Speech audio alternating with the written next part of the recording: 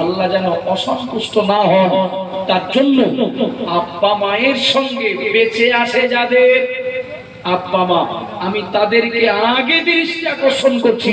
যাদের আব্বা মা বেঁচে আছে, এক নিজের স্বার্থে, অপর দিকে আল্লাহর গজব থেকে বাঁচার স্বার্থে আব্বা মায়ের সন্তুষ্টি অর্জন করতে হবে না হবে না? একটু কথা বলেন বাবা।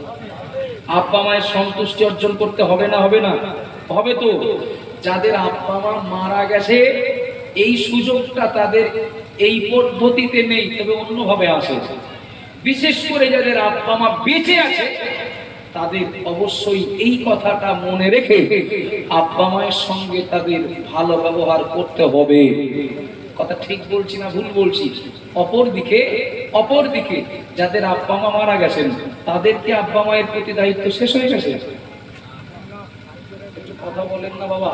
তাদের আব্বা মায়ের প্রতি কি দায়িত্ব শেষ হয়ে গেছে? যায়নি তো।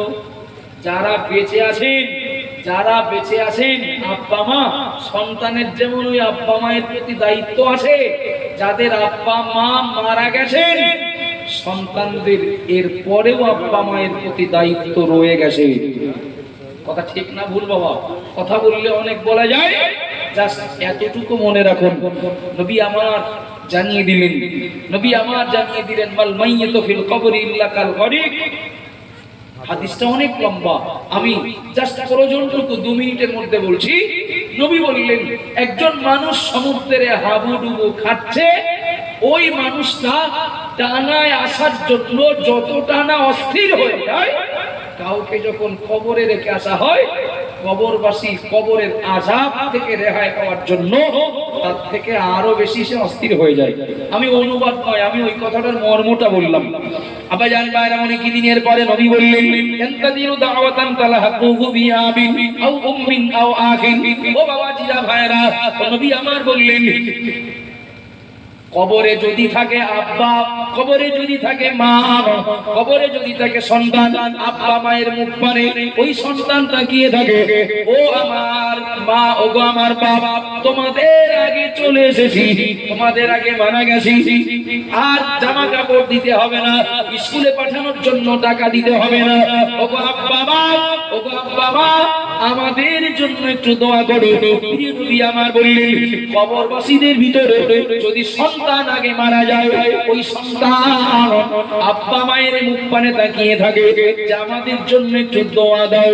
এরপরে নবী বললেন কবরে যদি থাকে আব্বা মা, সন্তানের মুখের দিকে তাকিয়ে থাকে, আর কোনোদিন খেতে আসবো না, আর কোনোদিন পড়তে আসবো না, আর কোনোদিন বাড়িতে থাকার জায়গা চাইবো না, ওগো সন্তান একটু আমার জন্য দোয়া করো, আমার জন্য দান করো, আমার জন্য মাগফিরাত কামনা করো। ও বাবা জিরা ভাইরা, মনে কি দিন? তার মানে আমি বলতে চেয়েছি বাপ মা বেঁচে থাকলেও সন্তানের দায়িত্ব হলো বাপ মায়ের সঙ্গে ভালো আচরণ করা, আর বাপ মা মরে যাওয়ার পরে তাদের চাহিদা অনুযায়ী তাদের জন্য মাগফিরাত কামনা করা, এটা সন্তানের দায়িত্ব। একটু জোরে বলুন সুবহানাল্লাহ। চলেন, আমি কথার একদম পারবো না। হুজুর আসার প্রায় সময় হয়ে গেছে, আর মাত্র কয়েক মিনিট বাকি স্টেজে আসতে। আপনাদেরকে আমি বলবো বাবা, যাদের আব্বা মা বেঁচে আছে আল্লাহ যেন আব্বা মায়ের শরীর ভালো রেখে দেন, আব্বা মাকে সুস্থ রেখে দেন, এই নিয়তে। আর যাদের আব্বা মা মারা গেছে কবর থেকে চাতক পাখির ন্যায় তাকিয়ে আমার জন্য একটু মাগফিরাত কামনা করো, তাদের জন্য আব্বা মায়ের মাগফিরাত কামনা করতে। আবার বলছি, গুলিয়ে ফেলবেন না। যাদের আব্বা মা বেঁচে আছে আমি সেই সন্তানদেরকে বলবো আব্বা মাকে আল্লাহ যেন সুস্থ রাখেন, ভালো রাখেন, এই নিয়তে। আর যে সন্তানদের আব্বা মা মারা গেছেন আল্লাহ যেন আব্বা মাকে কবরে ভালো রাখেন, এই নিয়তে। একদম চটজলদি আমি 10 জন আল্লাহর বান্দাকে 1000 টাকা করে দেওয়ার আবেদন করছি। ইস্যু অন্য কিছু না।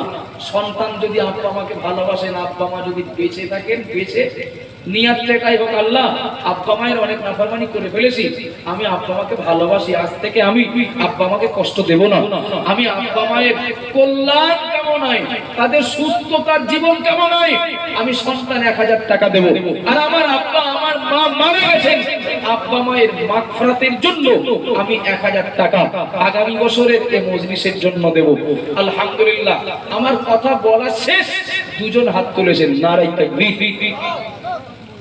তাকবীরের যে আওয়াজ, তাতে মনে হচ্ছে হাতের বাইরে ফিরিয়ে দেই। আর যারা দেবেন বলেছেন তারা কি মহা অন্যায় করেছেন? তাকবীর দেন, নারায়ে তাকবীর। আমি আসতে বলবো, আপনারা জোরে বলবেন নারায়ে তাকবীর। বেশি জোরে বললে আবার ইসরাইল হামলা করবে, ওই দিকটা মাথায় রেখে বলেন নারায়ে তাকবীর। জনাব মুফতি আব্দুল মাতিন সাহেব হুজুর বলেন জিন্দাবাদ। মুজাহিদে মিল্লাত মুফতি সাহেব হুজুর বলেন জিন্দাবাদ। নারায়ে তাকবীর। অল ইন্ডিয়া সুন্নাত ওয়াল জামাত, অল ইন্ডিয়া সুন্নাত ওয়াল জামাত, নারায়ে তাকবীর। আলহামদুলিল্লাহ। আমার আগে ভাই মাওলানা আতিজুর রহমান সাহেব, তিনিও বক্তব্য রাখলেন অগোছালো।